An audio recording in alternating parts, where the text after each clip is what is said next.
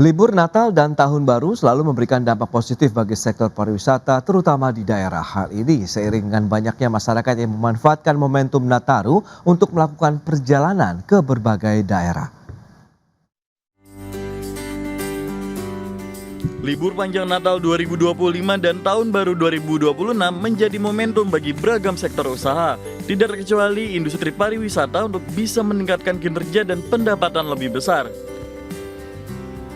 Sebab libur Nataru menjadi pendorong aktivitas konsumsi dan pertumbuhan baik di daerah maupun nasional.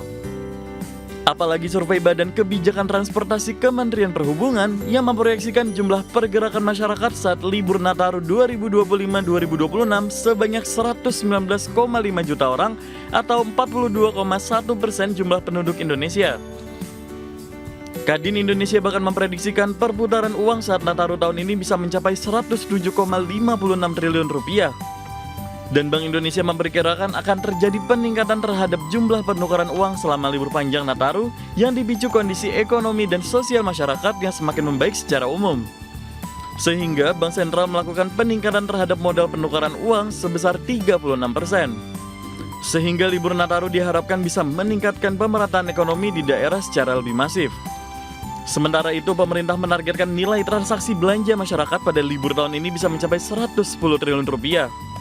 Hal tersebut didorong berbagai pemberian potongan tarif transportasi, mulai dari diskon untuk pelayanan kereta api, angkutan umum, penyeberangan, pesawat udara, diskon tarif tol, hingga program promosi belanja nasional yang digelar hingga akhir tahun guna menjaga momentum pertumbuhan ekonomi nasional.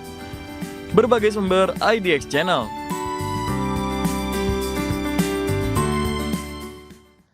Ya, pemirsa, untuk membahas tema kita kali ini, Libur Nataru 2025-2026 pacu pemerataan ekonomi di daerah. Kita sudah tersambung melalui Zoom bersama dengan Ibu Pauline Suharno, Ketua Umum Asosiasi Travel Agent Indonesia, kemudian juga ada Ibu Esther Sriastuti, Direktur Eksekutif Indef. Langsung saja kita sapa ini. Halo, Bu Pauline, apa kabar?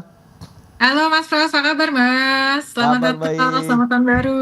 Yes, Happy New Year juga. Begitu, terima kasih atas waktu yang disempatkan. Halo Bu Esther, apa kabar? Baik, alhamdulillah Mas Pras. Terima kasih. Ya, terima kasih holiday. juga. Enggak holiday ya, ini jaga gawang. Baik, ini nih menarik kalau kita bicara, memang momentum Nataru ini diharapkan bisa mendongkrak lagi nih. Kita lihat tingkat konsumsi masyarakat, pemerataan ekonomi di daerah. Tadi Kadin sudah memproyeksikan 100-an triliun rupiah begitu uang beredar, begitu pergerakan masyarakat juga di atas 100 juta orang begitu yang melakukan perjalanan. Dari kacamata Indef sendiri, sejauh mana kontribusi Nataru ini terhadap pemerataan ekonomi baik di tingkat nasional maupun di daerah begitu Ibu? Silakan. Ya, terima kasih Mas Pras. Ini pertanyaan yang sangat menarik dan selalu menarik pada saat akhir tahun ya. Ya. Kalau kita lihat target perputaran uang ya sekitar 100 ya sampai 110 triliun ini selalu ditargetkan pada akhir tahun gitu. Dan rata-rata memang sekitar 100 triliun gitu ya uang berputar di akhir tahun gitu. Nah, salah satunya karena saya melihat ini mungkin bisa tercapai karena ada pemberian diskon tiket ya, tiket kereta ya, tiket pesawat gitu sampai dengan 10 Januari. Nah, momentum yang lainnya didorong oleh WFA ya, yaitu work from anywhere gitu. Jadi orang tuanya bisa work from anywhere, kemudian anak-anak juga lagi liburan gitu ya, libur sekolah. Nah ini tentunya akan mendorong perjalanan ya wisatawan domestik antar daerah gitu Mas Pras. Baik, itu dia beberapa momentum tadi, ada diskon tiket kereta api, pesawat, ada juga kebijakan WFA. Nah, dari Astindo sendiri melihat bagaimana nih Bu Pauline, kalau kita lihat review Nataru ini apakah bisa mendorong ya dari sisi kinerja, kemudian juga pendapatan untuk sektor pariwisata dan khususnya juga dari agen perjalanan wisata ini Bu, silakan. Ya Mas Pras, secara umum kalau kita melihat dari kunjungan wisatawan baik domestik maupun mancanegara, kami rasa momentum Nataru ini sangat baik seperti biasanya anak-anak liburan sekolah, orang tuanya ngambil cuti, itu sudah terjadi di liburan Lebaran, Nataru dan liburan sekolah. Banyak sekali masyarakat yang melakukan perjalanan selama musim-musim liburan ini.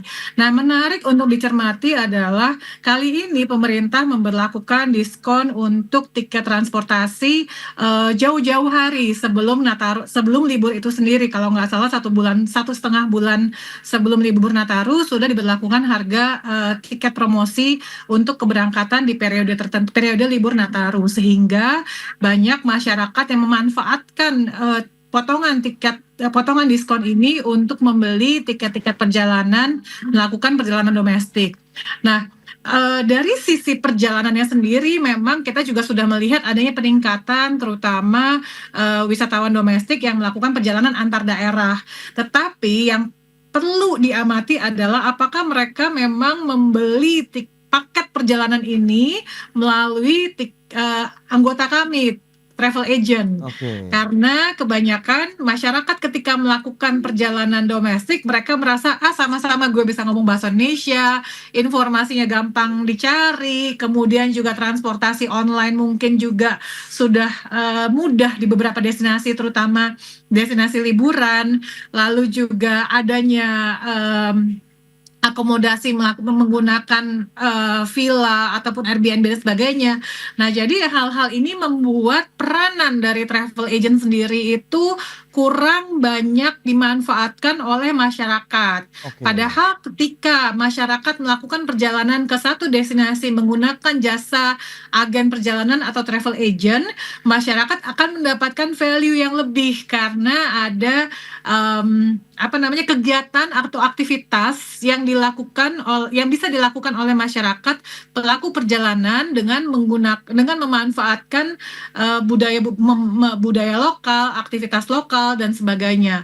Mungkin seperti itu Mas Pras. Jadi Baik. kelihatannya tidak terlalu bermanfaat untuk teman-teman travel agent. Oke, nah kalau kita bicara dengan kondisi seperti saat ini, lonjakan konsumsi selama Nataru, kemudian bagaimana aktivitas peningkatan juga masyarakat untuk melakukan perjalanan ini. Kalau kita bicara mengenai aktivitas ekonomi, apakah ini menurut dari Indef begitu, akankah memperkecil kesenjangan ekonomi antara kota-kota besar dan daerah, atau memperbesar sih kalau dari Indef melihatnya Bu dengan momen-momen seperti saat ini?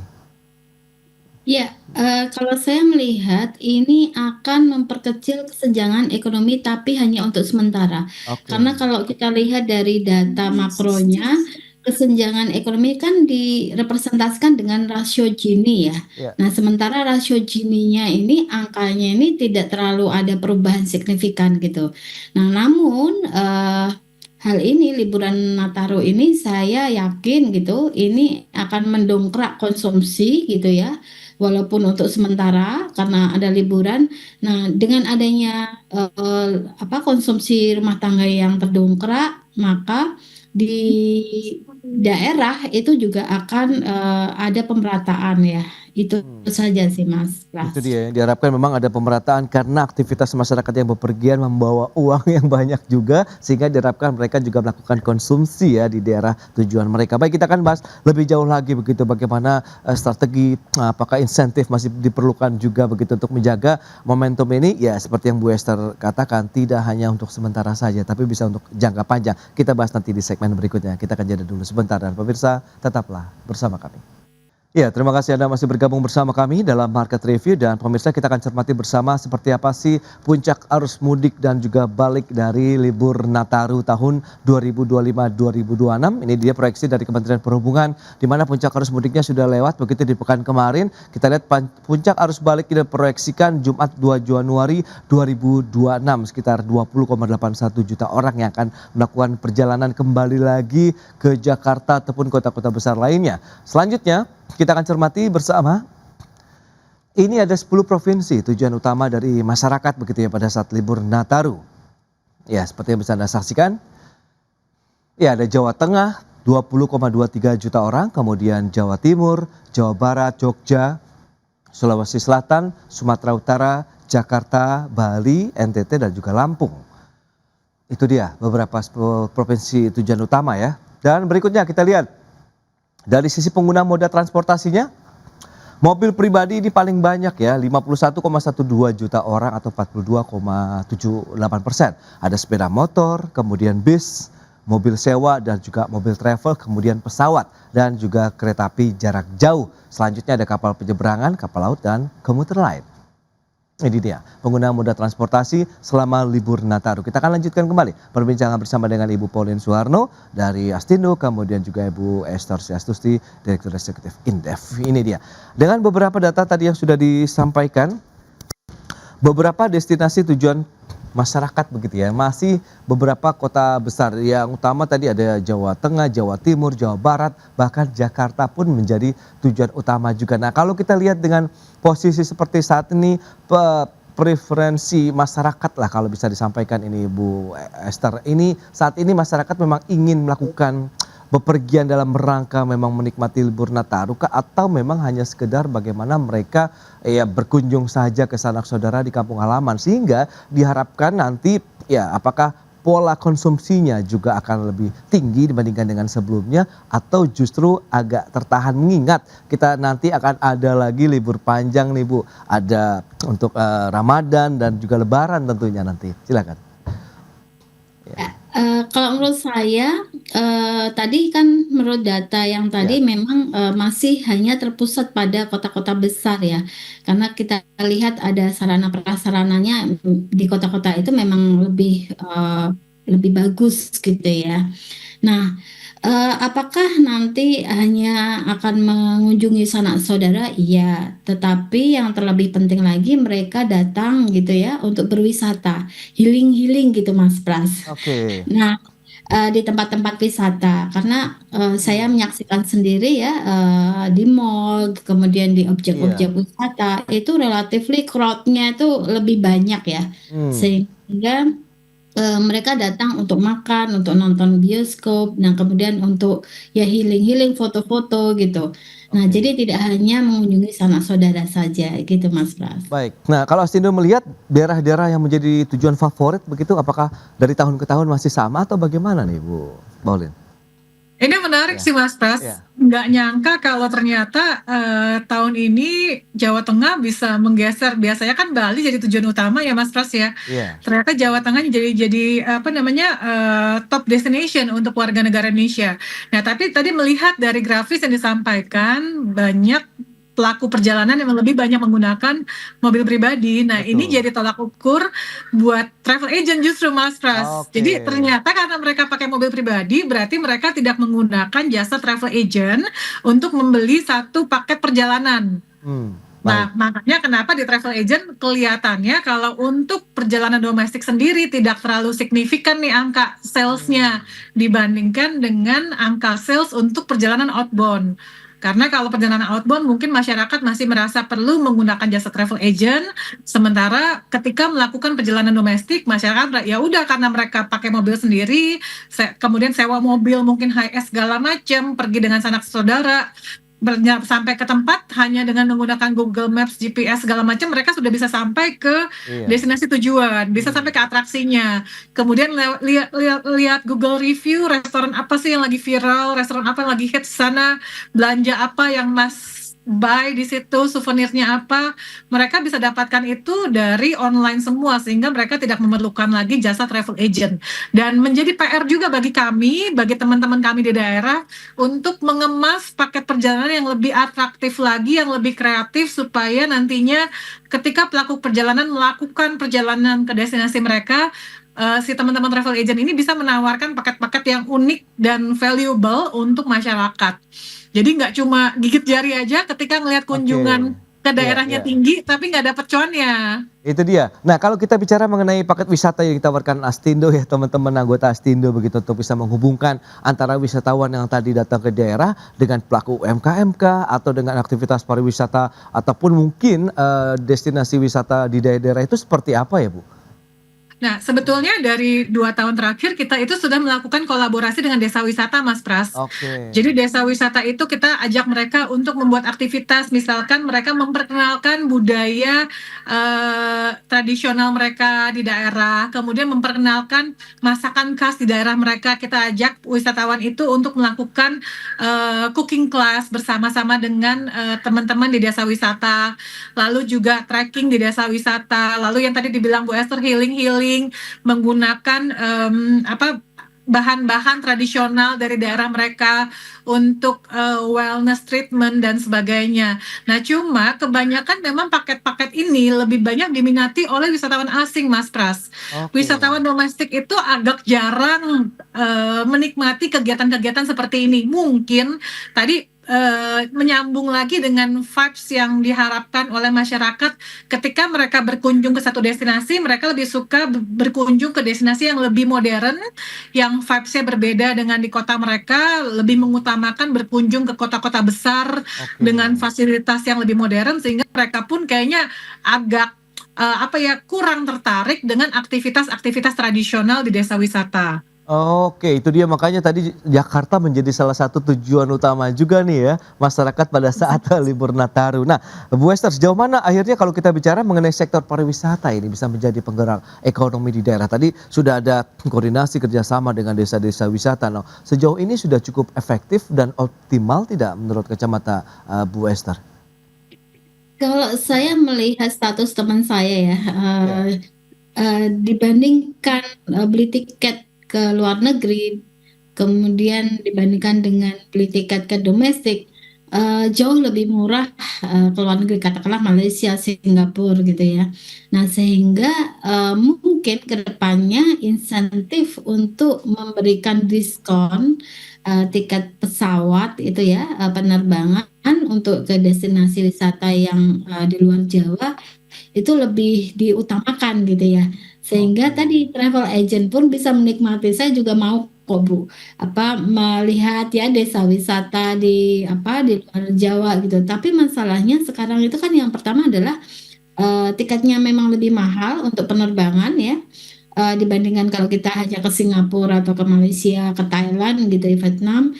Nah, kemudian yang kedua, itu kalau kita lihat lagi hub atau konektivitasnya itu masih kurang gitu. Jadi Oke. kita pengen ya ke Papua gitu, lihat Raja Ampat. Namun jarak tempuhnya ke sana itu kan jauh lebih eh, apa lebih panjang dan lebih lama, lebih mahal gitu.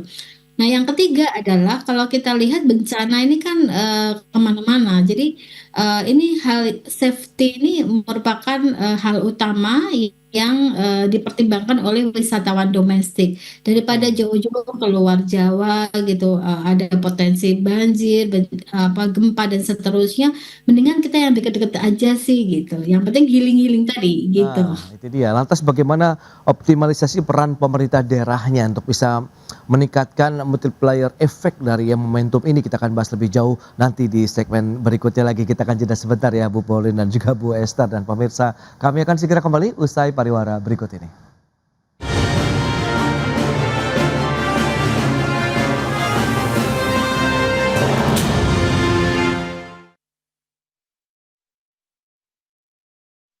Iya Bu.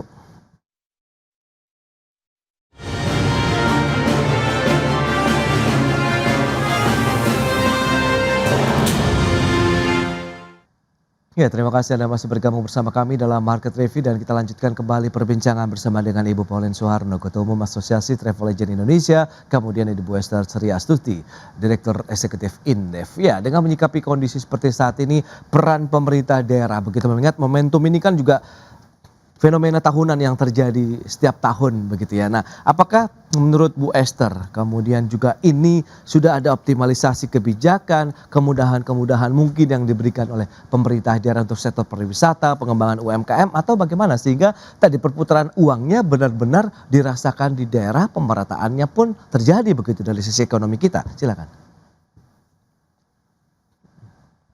Ya. Ini infrastruktur yang paling dinikmati oleh wisatawan domestik adalah jalan tol gitu. Oke. Katakanlah dari Jakarta kemudian ke Semarang, ke Solo, ke Jogja, kemudian ke Surabaya ya, daerah Jawa Timur itu sangat konektif gitu ya, connected sekali gitu. Nah, sehingga hal ini mungkin bisa di-cloning untuk pulau-pulau yang lain gitu ya. Eh, jadi perputaran uang itu akan terjadi kalau infrastruktur atau konektivitas itu akan tercipta gitu, Mas. Ya. Nah, sehingga Pemda sendiri itu bisa mendongkraknya lagi dengan misalnya pengembangan vibes yang tadi dikatakan Bu Pauline ya. Oke. Mungkin destinasi wisatanya itu lebih punya daya tarik yang lebih gitu ya. Tidak hanya sekedar misalnya menonjolkan tradisionalitasnya, tetapi mungkin di sana ada kalau ini Nataru ya ada pohon Natal yang menjulang tinggi ya. Oke. Atau mungkin di Solo itu ada gemerlap gitu ya, lampu-lampu pada malam hari. Jadi ada wisata siang hari dan ada wisata malam hari gitu, Mas Pras. Oke, nah kalau dari Astindo sendiri kolaborasi yang sudah dilakukan dengan pemerintah daerah, begitu kemudian bagaimana dengan pemangku kepentingan di sektor pariwisata di daerah seperti apa? Mengingat ini kan tadi ya banyak masyarakat memang yang menggunakan kendaraan pribadi, tapi kan tadi kolaborasi untuk bisa memanfaatkan paling tidak cuan begitu dengan momentum ini kan harus tetap dilakukan dong dari teman-teman Astindo, silakan Bu. Iya Mas Pras, jadi tadi kita melihat sangat menarik sekali, Jakarta juga menjadi top destination untuk libur Nataru. Iya. Dan kami dari Astindo sendiri juga sudah berkolaborasi dengan Pemprov DKI Jakarta, khususnya Dinas Pariwisata dan Ekonomi Kreatif DKI Jakarta untuk memasarkan produk-produk paket wisata di Jakarta. Nah, kami pun juga sudah mendapatkan Jakarta Tourism Award tahun ini sebagai asosiasi industri yang berkolaborasi dengan Pemprov DKI Jakarta untuk memasarkan pariwisata di DKI Jakarta. Dan saya melihat khususnya tahun ini Jakarta tuh luar biasa keren sekali dengan Jakarta Light Festival yang baru saja berakhir minggu lalu, di mana itu membuat macet satu Tamrin Sudirman tuh macet, orang berkerumun semuanya di sana untuk lewat yang Light Cave di depannya Plaza Indonesia, dan otomatis itu juga membuat mall-mall sekitarnya pun mendapatkan cuan dari kegiatan tersebut. Dan perlu dicermati adalah ketika Pemprov mengadakan kegiatan-kegiatan tersebut, mereka juga melakukan penertiban khususnya untuk pedagang kaki lima, kemudian juga untuk pengadaan toilet bersih di sekitarnya. Kalaupun itu nggak di sekitar mall ya, nggak ada di sekitar mall, at least mereka tuh ada toilet bersih, kemudian juga pelarangan aktivitas pedagang kaki lima sehingga pengunjung pun merasa nyaman untuk berada di sana. Saya kebetulan juga pas lewat beberapa kali daerah situ, wah itu benar-benar bikin kerumunan panjang, kemudian motor-motor semua parkir di pinggir jalan, dan akhirnya itu kan membuat kita sendiri masyarakat Jakartanya yang cuma lewat jadi nggak nyaman gitu kan. Tapi kegiatannya sudah sangat perlu diapresiasi, dan kalau misalkan memang ini menjadi kegiatan tahunan ataupun Pemprov lain juga bisa membuat kegiatan-kegiatan khusus di libur-libur tertentu, ada baiknya itu diinformasikan kepada kami travel agent di jauh-jauh hari sehingga kami bisa mengemas paket wisata, paket perjalanan untuk kami tawarkan kepada klien-klien kami tadi supaya dapat cuannya. Dan kami sendiri pun juga berkolaborasi dengan beberapa hotel tertentu yang memang mau memberikan promo-promo diskon, terutama bisnis hotel ya. Kalau bisnis hotel kan ketika libur Nataru akhirnya mereka sepi, mereka kemudian memberikan paket promosi buy two get three nights dan sebagainya. Nah, jadi bisa kami gabungkan dengan paket-paket tersebut untuk kegiatan-kegiatan event di daerah. Baik, nah kalau kita bicara mengenai insentif fiskal, kebijakan fiskal lain untuk sektor pariwisata dari Indef sendiri sudah cukup tidak sih untuk mendorong sektor pariwisata terutama di daerah itu mereka bisa berkembang begitu, menciptakan ekonomi baru di daerah, kemudian pada saat momentum Nataru ini menjadi penciptaan juga upaya-upaya pemerataan ekonomi yang digadang-gadang oleh pemerintah ya bisa terjadi pada saat momen-momen seperti ini, Bu Esther.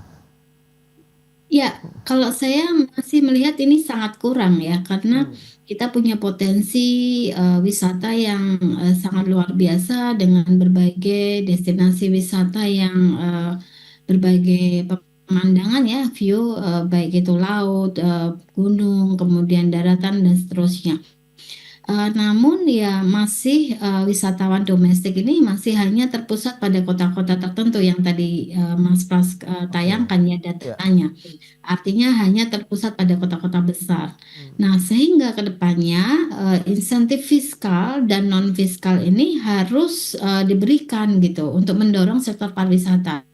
Kenapa? Karena sudah bukan saatnya lagi ya kita lebih banyak ke luar negeri. Mereka yang seperti Thailand ya, Vietnam itu kan view-nya hanya biasa-biasa saja. Compare misalnya Vietnam yang punya Halong Bay, tapi kita punya Papua dengan Raja Ampat. Itu kalau konektivitas itu bisa di drive, maka dengan insentif fiskal maupun insentif non fiskal, saya yakin ini destinasi wisata akan lebih terdongkrak gitu ya wisatawannya gitu. Baik. Nah, namun sekarang ini kan secara umum hanya ini Mas paket-paket insentif fiskal non fiskal itu hanya general saja, harusnya mengikuti keinginan dari investor gitu, customize harusnya gitu Oke. Mas. Tapi menurut Anda sudah cukup oke optimisme untuk strategi jangka menengah panjang seperti apa begitu Bu Esther ke depan sehingga diharapkan nanti ya ini tidak hanya momen cyclical saja tapi bisa menjadi satu momentum yang lebih jangka panjang dan keberlanjutannya tetap ada begitu Bu Esther?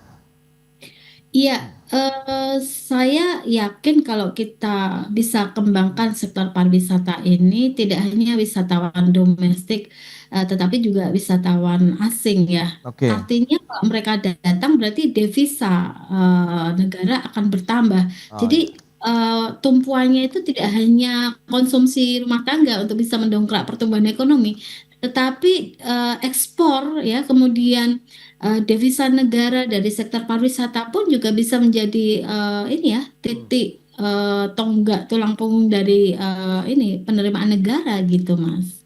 baik, itu dia. Berarti memang kita akan lihat ke depan seperti apa sehingga momentum Nataru tahun 2025-2026 ini bisa menjadi pijakan kuat juga nih untuk bisa mengembangkan lagi ekonomi di daerah, pemerataan ekonomi di daerah, membangkitkan lagi ekonomi-ekonomi baru di daerah sehingga kita menatap tahun 2026 ini akan lebih kuat lagi begitu dari sisi pijakan ekonomi kita di daerah sehingga pengembangannya akan lebih luas lagi ke skala nasional pada tahun mendatang. Baik, Bu Esther, kemudian Ibu Pauline, terima kasih banyak ini atas informasi, update dan juga insight yang sudah diberikan kepada pemirsa. Selamat melanjutkan aktivitas Anda kembali. Salam sehat. Sampai berjumpa kembali ya. Terima kasih Bu Pauline, terima kasih Bu Esther. Terima kasih Mas Pras, terima kasih Bu Esther. Sampai ketemu lagi. Ya, pemirsa, Menteri Keuangan Purbaya Yudi Sadewa menggelar sidang perdana Satgas Debottlenecking atau penyelesaian hambatan investasi dan usaha. Sidang ini menjadi langkah awal pemerintah dalam menindaklanjuti berbagai kendala yang dihadapi pelaku usaha guna mempercepat iklim investasi demi mendorong pertumbuhan ekonomi nasional. Menteri Keuangan Purbaya Yudi Sadewa mendorong peningkatan iklim usaha melalui sidang Satgas Debottlenecking atas 2 kasus investasi yang dilaporkan pada pemerintah. Pada sidang perdana tersebut, Purbaya membahas 2 kasus utama, yakni persoalan biaya layanan pengolahan sampah di Surabaya, serta kendala dalam perolehan kredit ekspor dan masalah sulitnya pembiayaan perbankan untuk industri padat karya. Untuk membahas permasalahan tersebut, Kementerian Keuangan menghadirkan perwakilan pihak swasta, pemerintah daerah, serta pemangku kepentingan terkait yang mengalami hambatan. Purbaya menilai hasil sidang perdana debottlenecking cukup memuaskan, meskipun belum seluruh persoalan dapat diselesaikan secara sempurna. Menurutnya, sebagian kasus telah menemukan titik terang, sementara sisanya masih memerlukan penyesuaian lebih lanjut. Aduan yang masuk sampai hari ini sudah 10, meliputi bidang energi, ketenaga listrikan, perizinan berusaha, lahan dan tata ruang, pendanaan dan pembiayaan, serta penegakan hukum. Siang ini Satgas 2SP telah menyelenggarakan rapat koordinasi atas 2 aduan yang saya disebutkan tadi, yaitu pembiayaan pembangkit listrik tenaga sampah yang di Benowo 2, sama pembiayaan usaha tekstil. Kedepan, Purbaya memastikan pemerintah akan terus membuka kanal aduan debottlenecking bagi para pengusaha. Ia menegaskan setiap laporan akan ditangani secara kasus per kasus dan diupayakan selesai hingga tuntas, termasuk dengan melakukan penyesuaian regulasi apabila diperlukan agar hambatan investasi dan usaha dapat segera diatasi. Jakarta, Raharjo Patmo untuk IDX Channel. Ya, pemirsa, untuk membahas tema kita kali ini, menguji taji Satgas Debottlenecking atasi hambatan investasi, kita sudah tersambung melalui Zoom bersama dengan Bapak Danang Gerindra Wardana, Dewan Pakar Asosiasi Pengusaha Indonesia, kemudian Mas Nailul Huda, Direktur Ekonomi Digital Selius. Langsung saja kita sapa ini. Halo Pak Danang, apa kabar? Ya, masih di mute Pak Danang. Ya, kabar baik Mas Pras, Baik. sehat selalu. Terima kasih atas waktu yang disempatkan. Mas Nailul, apa kabar? Halo Mas Nailul. Alhamdulillah Mas Pras. Baik, terima kasih atas waktu yang disempatkan. Ini dia, menarik kalau kita cermati terkait dengan Satgas Debottlenecking begitu yang dibentuk oleh pemerintah ya tadi untuk mengatasi permasalahan investasi di Indonesia. Dari kacamata Selius terlebih dahulu dia melihatnya bagaimana sih efektivitas nanti terkait dengan urgensi juga pembentukan Satgas Debottlenecking untuk kondisi di tanah air saat ini. Silakan Mas Nailul. Ya, kalau kita lihat sebenarnya Satgas Debottlenecking yang digagas oleh Pak Purbaya itu kan penerimaan aduan ya, bahwa ada aduan dari investor atau pengusaha yang melakukan investasi di Indonesia. Nah, yang kita tunggu adalah dari sisi bagaimana penyelesaian atas setiap aduannya. Ya.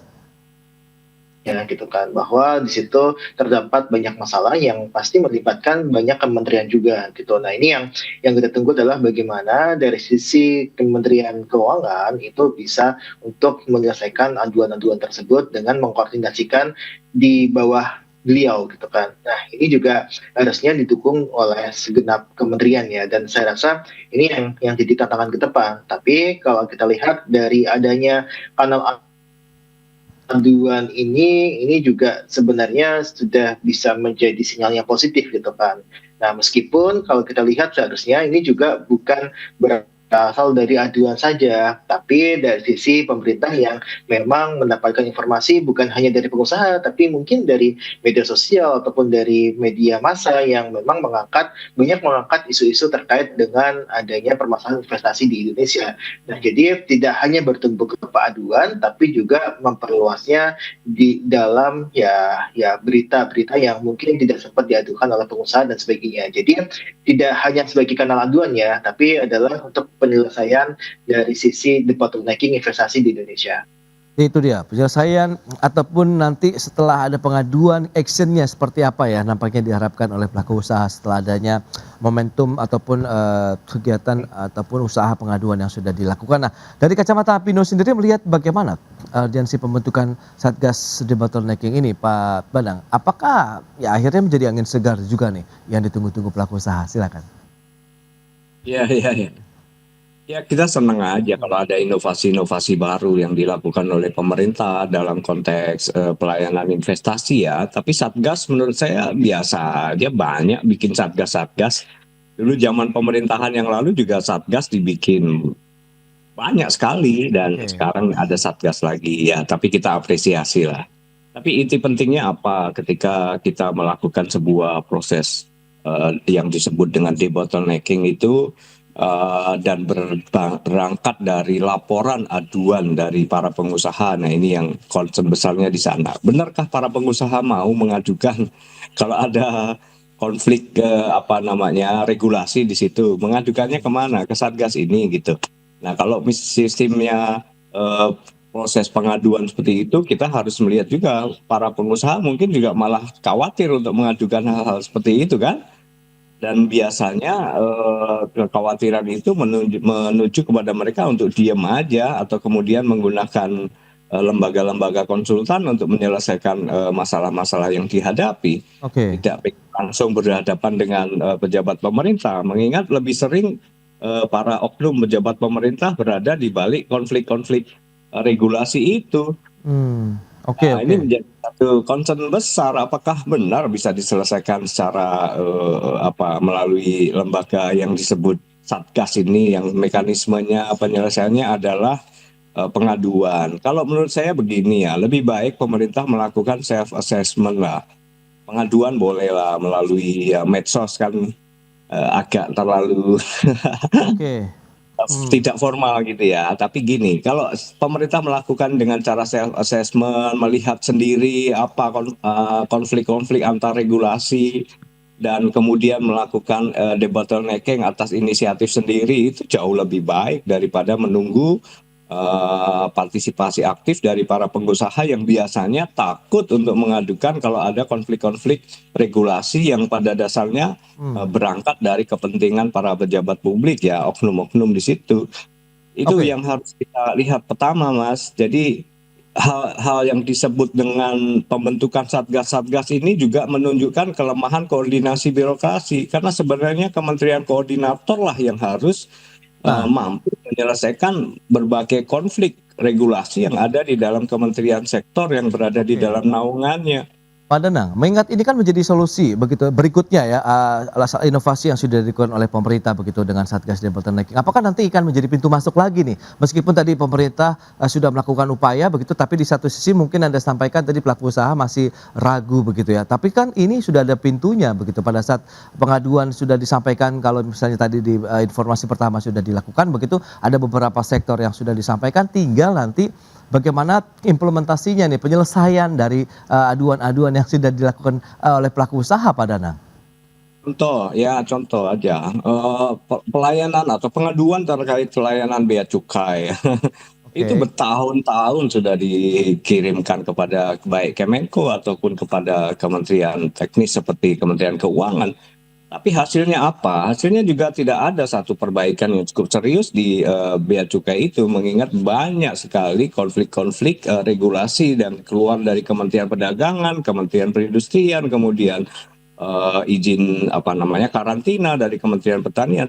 Akhirnya apa? Tidak ada satu solusi yang bagus sehingga bea cukai juga tidak pernah melakukan suatu perbaikan regulasi yang cukup signifikan untuk mengatasi hal itu, kecuali ketika seorang leader muncul dengan gebrakan yang leadership yang bagus kayak Pak Purbaya itu.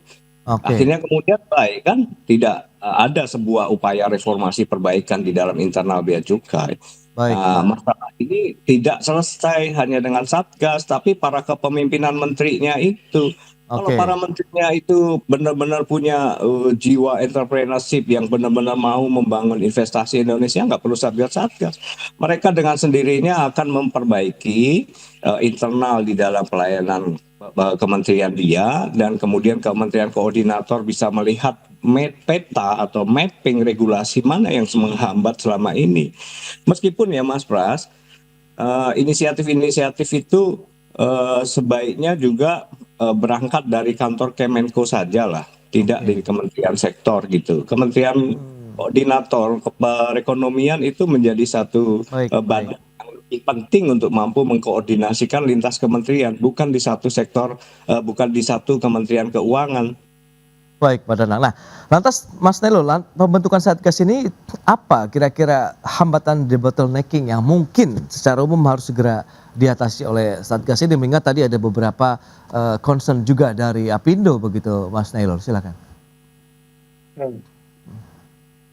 Ya, memang tadi saya setuju dengan Pak Danang ya, ketika badan yang paling utama adalah dari sisi regulasinya, bahwa banyak sekali juga regulasi-regulasi yang memang tidak mendorong ya, ataupun tidak, ya masih menjadi bottlenecking lah bagi dunia usaha gitu kan. Misalkan dari sisi bea cukai, dari sisi perpajakan dan sebagainya, itu masih menjadi masalah-masalah dalam peningkatan dari iklim investasi ataupun iklim usaha. Nah, yang kedua memang dari sisi, misalkan kalau dari sisi pengamanan untuk yang sifatnya seperti premanisme dan sebagainya, itu masih menjadi masalah juga, Mas Pras. Nah, kalau kita lihat ini akhirnya menimbulkan high cost ekonomi di Indonesia gitu kan, bahwa di situ ada biaya-biaya yang seharusnya tidak dikeluarkan oleh pengusaha itu jadi dikeluarkan oleh pengusaha. Kita sudah banyak mengalami kasus-kasus seperti itu, aduan-aduan seperti itu, namun memang masih sering terjadi gitu kan. Bahkan terakhir di Jawa Barat ya itu ada kasus terkait dengan ada ormas yang mendemo pembukaan sebuah pabrik gitu kan. Nah itu menjadi salah satu yang jadi tantangan ke depannya, bottleneckingnya di situ. Nah tapi ini saya setuju paling utama adalah sesi regulasinya. Masih banyak regulasi-regulasi yang tumpang tindih dan sebagainya dan tidak mendukung dari iklim usaha kita. Baik, itu dia regulasi yang menjadi concern juga bersama ya nampaknya. Apakah nanti akan menjadi lebih tidak lagi tumpang tindih atau bagaimana? Kita akan bahas lebih jauh nanti di segmen berikutnya. Kita akan jeda sebentar ya, Perdana Mas Nailul. Dan pemirsa, kami akan segera kembali usai pariwara berikut ini. Ya, terima kasih Anda masih bergabung bersama kami dan berikut ini kami akan sampaikan data. Kita akan cermati bersama seperti apa kinerja investasi di tanah air dalam beberapa periode. Kita akan cermati dari tahun 2025 ini diharapkan ada 1.905,6 triliun rupiah untuk target investasi kita begitu ya. Tahun depan 2.175 triliun, tahun 2027 naik lagi sampai dengan 2029 3.414,8 triliun rupiah untuk target investasi kita. Dan selanjutnya kita akan lihat bagaimana dengan realisasi investasi di Indonesia. Tahun 2019 sampai dengan 2025 kita lihat bersama trennya naik terus begitu ya untuk realisasi investasi kita. Tahun lalu 1.714 triliun, tahun ini diharapkan proyeksinya menyentuh 1.905 triliun rupiah. Dan berikutnya kita akan cermati bersama target dari investasi kita seperti apa. Untuk rentang Januari-September tahun lalu 1.261,43 triliun. Sementara Januari-September 2025 sebanyak 1.434,3 triliun rupiah untuk target nilai investasi. Itu dia beberapa data yang sudah kita sampaikan. Kita akan cermati bersama lagi bersama dengan Pak Dadang Girindra Wardana, Dewan Pakar Apindo, kemudian Bapak Mas Nailul Huda, Direktur Ekonomi Digital Selios. Ya. Dengan beberapa informasi tadi yang sudah disampaikan. Nah, kalau kita bicara mengenai kolaborasi, kemudian dengan kehadiran Satgas Debottlenecking. Jadi yang paling utama yang mungkin perlu dituntaskan kalau kita bicara mengenai regulasi itu poinnya ataupun bagian mana nih yang perlu segera diluruskan, Pak Danang? Silakan. Kalau saya melihat ya, kita pasti apresiasi dulu lah pencapaian 2024-2025 inilah. Meskipun 2025 dengan target 1.900 sekian triliun masih tercapai 75% ya, tinggal beberapa hari lagi. Saya nggak lihat bagaimana Kementerian BKPM bisa mengupayakan sesuatu untuk akhir bulan 2025 Desember ini bisa mencapai lebih tinggi atau tidak. Tapi itu satu capaian yang cukup baik lah, meskipun masih di bawah target. Nah, apa yang perlu kita perbaiki ke depan? Saya kira yang paling utama di Indonesia itu adalah masalah-masalah tidak sekedar regulasi yang kemudian saling bertabrakan sehingga dibutuhkanlah Satgas Debottlenecking gitu. Bukan itu aja, tapi masalah-masalah juga terkait dengan indeks persepsi korupsi kita yang meskipun membaik tapi masih amat sangat rendah dibandingkan dengan seluruh negara-negara ASEAN atau negara kompetitor yang manufaktur mereka tumbuh dengan sangat baik. Contoh negara-negara yang Vietnam, Thailand, ya jangan bicara Singapura deh, Malaysia itu Indonesia masih kalah jauh gitu. Artinya apa? Persepsi korupsi terhadap di suatu negara itu sangat mempengaruhi realisasi investasi. Karena masalah-masalah yang terkait dengan regulasi pasti ujung-ujungnya adalah bribery kok. Dan bribery itu adalah bagian dari korupsi. Nah, apakah Satgas yang dibentuk ini nanti juga akan mampu mengatasi masalah-masalah yang terkait dengan korupsi? Karena bukan hanya regulasi yang saling bertentangan, tetapi juga perilaku aparatnya gitu loh ketika melakukan proses perizinan, proses pengukuran, proses identifikasi dari realisasi investasi itu problem-problem besar kita di sana, Mas. Karena sekarang kita lihat ya, contoh paling sederhana untuk mengurus izin AMDAL setelah undang-undang Omnibus Law ya, itu butuh waktu 2,8 tahun, hampir 3 tahun, rata-rata tercepat itu 2 tahun. Nah, ini prosesnya adalah masalah pelakuan atau perilaku oknum birokrasinya atau masalah sistemnya yang nggak pernah bisa selesai. Itu sangat mengganggu. Sebentar, izin AMDAL yang dilakukan oleh perusahaan-perusahaan yang terafiliasi dengan para pejabat publik itu cepat sekali selesai. Beda dengan izin AMDAL yang diajukan oleh para pengusaha yang tidak punya afiliasi dengan pejabat publik. Lama sekali, biayanya mahal. Nah, inilah concern-concern besar kita. Contoh di perkebunan, bagaimana izin penguasaan kawasan hutan yang mengakibatkan kerusakan lingkungan ini sebenarnya mereka juga lintas regulasi dan bisa dilakukan dengan sangat mudah karena ada oknum pejabat yang menjadi pelindungnya begitu kan. Nah, masalah-masalah perilaku seperti ini yang harusnya menjadi satu concern besar dari apapun yang disebut dengan Satgas debottlenecking itu adalah masalah-masalah tidak hanya regulasi atau konflik Oke. regulasi, tetapi masalah-masalah perilaku oknum pejabatnya. Baik, baik Pak Danang. Nah, Mas Nailul, lantas kalau kita bicara mengenai parameter tingkat keberhasilan untuk Satgas debottlenecking sendiri, kalau dari Kecamatan Silos ini apa saja yang perlu disiapkan begitu? Paling tidak ini menjadi salah satu KPI lah bagi pelaku usaha begitu, melihat setelah aduan-aduan yang mereka sampaikan, kemudian nanti proses penyelesaiannya juga bisa kita lihat timelinenya semakin jelas begitu ke depan.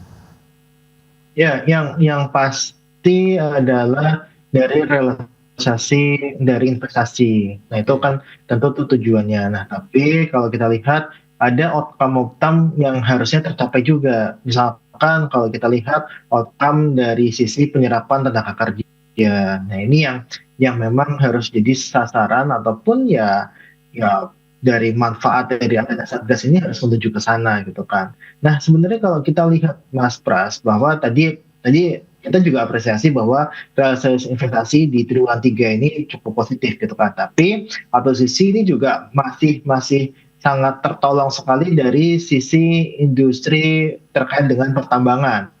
Karena kalau kita lihat hilirisasi mineral itu masih menjadi kontributor utamanya gitu kan. Jadi hilirisasi mineral itu dia menyumbang sekitar 30% lah dari total investasi. Itu sangat tidak kita sarankan sebenarnya bahwa di situ harus ada diversifikasi ekonomi kita. Nah, ini yang juga jadi penting kehadiran Satgas ini juga bukan hanya mendorong di sisi hilirisasi mineral dan sebagainya, tapi harus dari sisi diversifikasi investasi yang masuk ke kita. Jangan bergantung lagi kepada sektor-sektor seperti mineral, terus kemudian tadi ada sawit dan sebagainya. Itu harus kita berpindah kepada sektor-sektor yang memang itu berteknologi tinggi misalkan, ataupun juga banyak menyerap tenaga kerja, sektor padat karya dan sebagainya. Yang saya rasa itu juga harus menjadi patokan keberhasilan dari Satgas debottlenecking ini, Mas. Oke, peran dunia usaha, asosiasi pelaku usaha misalnya juga harus dilibatkan tidak, Mas Nailul, untuk keterlibatan dalam kerjanya dari Satgas debottlenecking ini, Mas Nailul?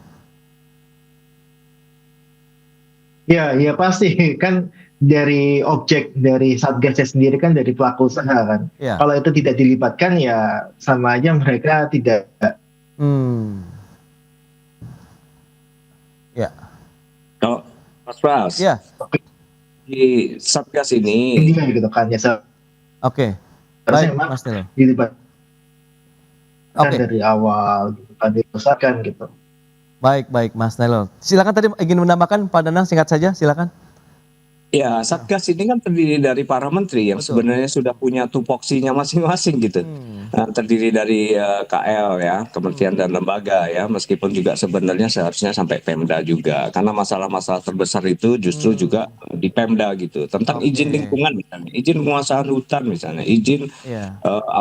penetapan kawasan hutan misalnya. Ini kan menjadi problem-problem besar kita selama ini yang tidak pernah ditangani dengan cukup serius gitu. Baik, Nah, itu dia. Satgas Berarti keterlibatan dari pemerintah daerah menjadi suatu hal yang juga harus dikaitkan ya, diikutsertakan begitu untuk pemecahan permasalahan ini. Baik. Itu pandangnya, Mas- sayangnya saat ini melihat dunia usaha hanya sebagai objek yang melaporkan gitu, tidak di dalam objek untuk membantu penyelesaian dari Oke. masalah-masalah gitu. Ini problem Baik. besar kita di situ. Oke, Pak Danang. Dan nanti semoga itu bisa menjadi solusi ke depan begitu ya, bahwa upaya-upaya aduan-aduan dilakukan, kemudian bagaimana harapan dari pelaku usaha sendiri, bagaimana pada saat actionnya setelah aduan, penyelesaiannya itulah yang akan kita kawal dari teman-teman pelaku usaha juga begitu ya, sehingga sesuai dengan harapan, sehingga bisa memecahkan benar-benar the bottlenecking yang diharapkan oleh Pak Purbaya sendiri begitu. Baik, Pak Danang, Mas Nirul, terima kasih banyak ini atas informasi, update dan insight yang sudah diberikan kepada pemirsa pada hari ini. Selamat melanjutkan aktivitas Anda kembali. Salam sehat, Pak. Terima kasih.